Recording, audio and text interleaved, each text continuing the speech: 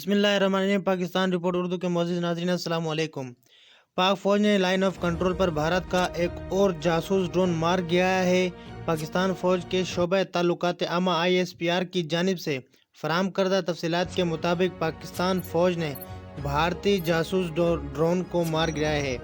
ISPR کے مطابق یہ واقعہ آج بروز ہفتہ line of control per Chakothi sector میں پیش آیا۔ بھارتی جاسوس ڈرون 500 میٹر تک پاکستانی حدود میں گھس آیا تھا، جس کے بعد پاک فوج نے بروقت کارروائی کر کے ڈرون مار گرایا۔